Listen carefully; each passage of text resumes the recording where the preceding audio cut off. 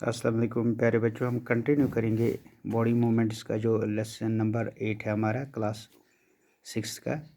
तो जितने भी हमने बोन्स पढ़े, सिकल की हो, ये थाई बोन हो, बैक बोन हो, जितने भी बोन्स हमने एल्बो की पढ़ी, बहुत सारे बोन्स के बारे में हमने पढ़ा है। तो बस बच्चों अगर हम देखेंगे तो ये जो बोन्स है इसके साथ मसल्स होते हैं। तो मसल्स का काम है कॉन्ट्रैक्ट करना। तो contract the muscles becomes shorter, stiffer and thicker। तो ये पुल करता है हड्डी को भी, बोन्स को भी। तो इसकी जो डायरेक्शन होती है अपोजिट होती है और मसल्स पेयर्स में होते हैं, तो हमेशा अपोजिट डायरेक्शन में चलते हैं। The legs in muscle contract to pull the bones towards its original position, while the first relax, a muscle can only pull, it can pull or push। Two muscles have to work together to move a bone। तो दो muscles काम करते हैं पुल और push में। तो बच्चों अगर हम देखेंगे upper part of the year has cartilage. अगर हम कार्टिलेज की बात करें, कान में होती है, ये देखिए आप, इन्होंने दिखाया है कहाँ कार्टिलेज होता है। द ईयर लोब की अगर हम बात करें, two muscles work together to form a bone. किस तरह दो मसल्स काम करते हैं बोन को काम करने के लिए। तो बच्चों इस तरह हमारा जो ये सब टॉपिक है। तो आज हम पढ़ेंगे गेट ऑफ एनिमल्स। तो गेट एक्चुअली मूवमेंट को बोलते हैं, चलने को बोलते हैं, वॉक करने को बोलते हैं। किस तरह एक अर्थवर्म की अगर हम एग्जांपल लेंगे, तो अर्थवर्म जब भी चलता है तो इसकी जो मूवमेंट होती है बच्चों different from other animals. Two services देखिए, the body of the earth is made up of many rings. जो बच्चों ये अर्थवर्म जो होता है, आपने देखा होगा इस अर्थवर्म को। तो ये जो अर्थवर्म है, इसकी जो बॉडी है ये बहुत से रिंगों की बनाई होती है। एक रिंग दूसरे रिंग के साथ जुड़ा होता है। जब आप बारिश में देखोगे, ये बिल्कुल अपने आप को लंबा और छोटा भी करता है रिंग के कारण। An earthworm does not have bones. जो जिस तरह हमारे जिस्म में बोन्स होते हैं या बाकी जानवरों में बोन्स होते हैं, तो अगर हम अर्थवर्म की बात करें तो इनमें बोन्स नहीं होते हैं। क्या होता है, during the movement the earthworm first extends the front part of the body. तो ये पहले front part of the body को आगे चलने देता है। Keep the gear portion fixed to the ground. तो अपने आप को चिपकता रहता है ग्राउंड के साथ, धूल में। Then it fixes the front end and relax the rear end. फिर अगर इसकी मूवमेंट हम देखेंगे, बिल्कुल दोनों तरफ ये कर सकता है movement. Repeating such muscles expansion and contraction, the earthworm can move through soil, is body secretes a slimy substance to help the movement. तो इसमें एक स्लिम फ्लूइड जैसा होता है, स्लिमी सब्सटेंस होता है जो इसको मदद कर रखता है चलने में। The earthworm actually Yeats it's through the soil. तो जितने भी इसको चीज़ें खानी पड़ती है सॉइल से हासिल होती है। His body then throw away the undigested part of the material that it eats। The activity of the earthworm makes the soil more useful for plants। तो ये जो earthworm है इसको हम farmer friends भी बोलते हैं। तो क्यों? क्योंकि ये हमारी ज़मीन को जो है ज़रख़ेज़ बनाती है। तो बच्चों इसी तरह अगर हम स्नेल की मूवमेंट देखेंगे, स्नेल भी बिल्कुल इसी तरह इसकी मूवमेंट होती है। इसके ऊपर एक आप देखेंगे, इसके ऊपर एक शल होता है, स्केलेटन का बना होता है, but it is not made of bones. ये बोन का नहीं होता है, हड्डी जैसा होता है, बहुत सख्त होता है। The shell is single unit and does not help in moving from one place to another, it has to be dragged along.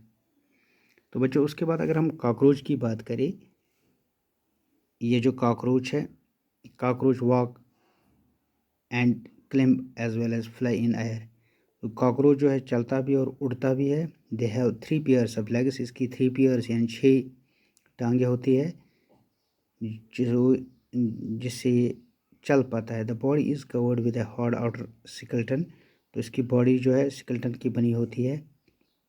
Outer body, this outer scale is made up of different units join together and permits movement, तो इसी तरह ये movement कर पाता है। These are the 2 pairs of wings attached to the breast, तो 2 wings होती है इसकी, पर्रे होती है। कॉकरोच है डिस्टेंट मसल्स होती है लेग्स के बिल्कुल नज़दीक। The breast muscles move the wings with the cockroach flies. तो बच्चों अगर हम बर्ड्स की बात करें, ये जो बर्ड्स है, birds fly in the air and walk on the ground, ये दोनों एक फ्लाई भी करते हैं, उड़ते भी है और ग्राउंड पे भी चलते हैं। क्यों? अगर हम देखेंगे कुछ बर्ड्स ऐसे होते हैं जो बिल्कुल स्विम इन वाटर करते हैं, वाटर में तैरते हैं। The bones can fly because their bodies are well suited for flying. अगर हम उड़ने की जानवरों की बात करें तो इनके जो बोन्स होते हैं हॉलो होते हैं, खाली होते हैं और लाइट, बहुत लाइट होते हैं, भारी नहीं होते। The bones of the hind limbs are typical for walking and perching, तो इनमें हैंड बोन जो होते हैं, हैंड लिम्स जो होते हैं बच्चों, तो लिम्ब के कारण ये वॉक कर सकता है। The bony part of the 4 limbs are modified as wings. तो इसी तरह अगर हम बात करें बच्चों, ये जो फिशेस है, फिश की अगर हम बात करें तो द शेप, अगर हम बात करें अगर हम एक मछली को देखेंगे, अगर उसकी बॉडी को देखेंगे, the head and the tail of the fish are smaller in the middle and portion of the body. अगर हम सर देखेंगे बिल्कुल नोकेला जैसा होता है, बीच में मोटा होता है और लास्ट की जो टेल होती है इसकी बहुत पतली होती है। The body tapers at both ends, this body shape is called streamliner, तो इसकी जो बॉडी होती है बिल्कुल स्ट्रीमलाइनर हम बोलते हैं, जिस तरह इसकी शेप होती है। The shape is such that water can flow around it easily and the fish to move in water. तो किस तरह, क्यों अल्लाह ने इसको ऐसी बॉडी दी है? क्योंकि इसको पानी में रहना होता है, तो पानी में आराम से ये तैरती है बिकॉज ऑफ स्ट्रीमलाइनर, ये जो बॉडी शेप होती है इसलिए। बच्चों अगर हम फिश की बात करें, the skeleton of the fish is covered with strong muscles, तो स्ट्रॉन्ग मसल्स से इसकी जो हड्डी होती है, कुछ मछलियाँ बोन्स के होते हैं, कुछ बोनलेस होते हैं। तो स्विम के दौरान muscles make the front part of the body curves to one side and the tail part swing towards the opposite side। तो इस तरह हमने जितने भी जानवरों के अलग अलग मूवमेंट देखे हैं। तो अगर हम बच्चों अब बात करें स्नैक्स की, तो अगर हम अपने स्नैक्स को देखा है तो इनकी जो मूवमेंट होती है इनको स्लेथर बोलते हैं। Does it move straight? Snacks have a long backbone, तो अगर हम स्नैक्स की बात करें, सांपों की बात करें, इन्हें एक बैकबोन होती है, थिन मसल्स होते हैं, एक दूसरे से जुड़ी हुई, they are for from one another, muscles interconnect the backbone ribs and skin, तो इसकी एक स्किन होती है, बैकबोन होती है। The snake's body curves into many loops, तो ये देखिए स्नैक को बिल्कुल अपने आप को छोटा और बड़ा भी बनाता है, जिस तरह आप अर्थवर्म की बात हमने की। Each loop of the snake gives it forward push by pressing against the ground, जिस तरह ग्राउंड पे चलते हैं तो बिल्कुल ही पुश करती है। Each loop of the snake gives it's forward push करता है, since it's long body makes loops each gives in push, the snake move forward very fast and not in straight line, तो जिस तरह ये straight चलता है उतना fast नहीं चलता है जितने बैक फॉरवर्ड में ये स्नैक चलता है। We have learned about the use of bones and muscles for the movement of different animals, you must be having many questions for that. तो बच्चों हमारी जो ये लेसन है कंप्लीट होने जा रही है। अगर हम करें एंशिएंट ग्रीक फिलासफर की एरिस्टोटल जिसको बोलते हैं, तो गेट ऑफ एनिमल्स जो है asked himself this question, why do different animals have the body parts that do not have, how do these parts help animals to move the way they do, what are the similarities and the difference in these body parts between animals, how many bones parts are needed to different animals for moving one place to another। तो जितने भी ये सवाल है आगे आगे हम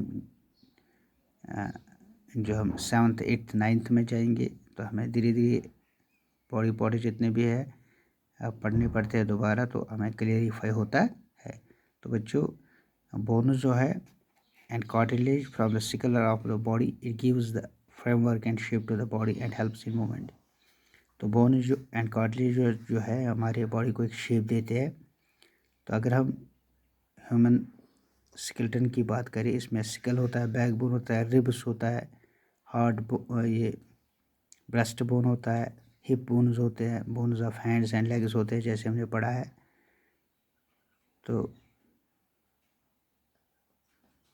body the bones joint और of various kinds depending on the nature of joints and direction of movement they allow. तो इसमें बहुत सारे जॉइंट्स हमने पढ़े। तो बच्चों कंटिन्यू हम करेंगे पार्ट 3 में इस लेसन के, इंशाल्लाह हम कल क्वेश्चंस करेंगे। तो आज के लिए हमने जितना भी पढ़ा, मुझे उम्मीद है कि आप इस बुक को देखेंगे, इसको दोबारा स्टडी करेंगे, आप इसमें देखेंगे कहाँ कहाँ आपको दिक्कत आ रही है। तो बच्चों बस आज के लिए